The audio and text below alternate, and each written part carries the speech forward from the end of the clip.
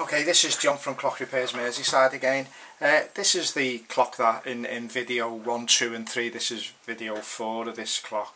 It's been cleaned up. Some of the bits and pieces have been put in an ultrasonic cleaner. It's really now showing its roughness, because I mean a lot of this stuff would be a lot better, a lot shinier, a lot smoother on a higher quality clock. So now it's really showing that it's a reproduction, and the quality just isn't there. You know, simply the quality just isn't there. I mean, I don't know whether when it's been made, it's been purposely made to look antique. Obviously it's supposed to look antique, that's what they're doing, I think they're doing, but I think they've purposely made it look unclean and dirty and everything else. I'm not going to do a video on putting this all back together because it's pretty boring. I just want to get it done and get it out the way now.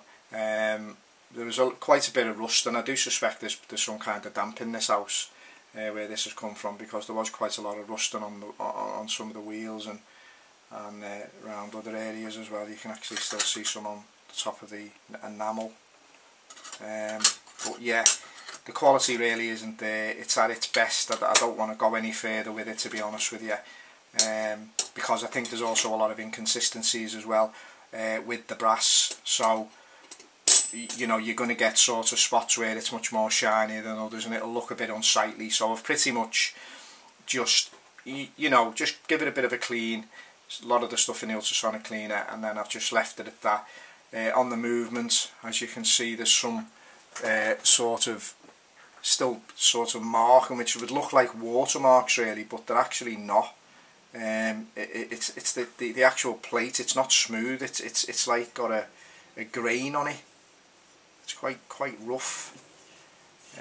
But yeah, that's pretty much what I can say about that clock. We haven't bothered doing anything with any of the enamel stuff. I'm just going to wipe them over, because I'm a little bit afraid that the paintwork is a bit flaky. I've seen some bits of flaking on some parts of it, and I don't want to get a situation where, you know, that we make it look worse. It certainly looks 10 times better than it did, but that wouldn't have been hard to do. So on its final clean, I mean, yeah, you can just see some sort of cracking if you look around the screw holes, obviously where the handle's been. Yeah, and obviously a little bit of a turn in the brass there where they've tried to make it look, I don't know, I've never really, I mean, that would be obviously a complete part of the top really. You know, that sort of thing, it'd be sort of chamfered in and look nice, and you could polish it up and it would look great, but that's then being glued in on the back with some kind of glue, I would think. What I may do is I'm going to service the platform obviously, so I may just do a little short video on that, dismantling it, and you know, do that. That might be of more interest than what this is going to be. This now will be put back. This now, all these holes will be pegged out now. These pivots will be polished, although they don't look too bad, to be fair. They will be just given a little bit of a stroke just to make sure everything's good. And then what we'll do is we'll put it all back together and then lubricate it with the likes of a carriage clock. I mean, I always find it's much better if we use you know, a very small oiling pin, and just put the very minimum amounts of oil. And sometimes what I'll also do is I'll just put the little bit of oil onto the actual pivot itself, and then put the clock back together that way, because what you don't want, certainly not with a carriage clock, is you don't want any chance of any oil dripping down, because it looks very unsightly. And to be honest with you, I don't know whether this has been oiled at some time in its life before, because there was some real staining on things. I mean, you know, and I had to rub quite hard to actually remove some of it, which, you know, is something you don't want to be doing. I mean, because if you think about it, and you've got, say, you know, a maker's name on the back of a clock movement, I mean, you don't want to rub it away. You want it to sort of be, you know, be there. I mean, I've seen in the past people must have used a buffer and they've actually shined the plates up with a buffer. Now, I don't know what everyone's opinion is on that, but we certainly wouldn't do that. You know, pretty much with older clocks, they're pretty much hand cleaned, hand finished. I mean, very few really of stuff we do go in the ultrasonic cleaner. This just was at that date, in our opinion. I mean, there's a mixed opinion on what can and can't go in an ultrasonic cleaner. We don't put it. We actually find, to be honest with you, that sometimes it's just as easy to you know, hand clean the clocks really. If you know, we're of the thing where we do slightly pick and choose what clocks we're going to take on. We don't take, you know, clocks that we're not going to necessarily be 100% successful with. We don't sort of take, you know, we're quite happy to make parts, we're quite happy to sit there hand clean, and we're quite happy to do that, but we don't want to take clocks on that have been, you know, repaired in the past badly, really badly, and I have seen many that have been repaired badly, even by people in recent years as well. You know, leave them people nameless, but you know, they've actually, in my opinion, they've had no clue about what they were doing. I mean, you know, they've literally just, it's been no idea. There's been no idea at all. Now, obviously, the other thing about the clock repairs is there's very few of us left now that actually do this type of work, so it's very difficult to find people. So yeah, if someone claims to be able to fix a clock, I'm sure people are going to say, there you go, you know, have a little try of that, see how you get on. But and often you can get many clocks working with just a drop of oil, can't you? You don't really have to, you know, necessarily. We take them to pieces. You don't have to necessarily do that. I mean, you could probably get them going for years with a bit of oil. I mean, that's often what happens, and you know, but they'll use the dreaded WD-40 thing or some other spray oil that you can buy somewhere in some of these smaller shops, which probably will work to a point, but obviously, you know, by the time once the clock starts gathering, because you put a lot of oil on, once the clock starts gathering a lot of dust and things like that, it turns into an abrasive, and so it doesn't take, you know, too long where it starts wearing pivots out and bushing holes, and you know, it'll go through all that. And so we just obviously try to avoid all that, and often when that's being done to a clock, you're going to be doing quite a bit of bushing work on that, because you know, things are going to be worn, and so it's obviously, you know, if you don't do all this work, you're going to get depth and problems pretty quickly.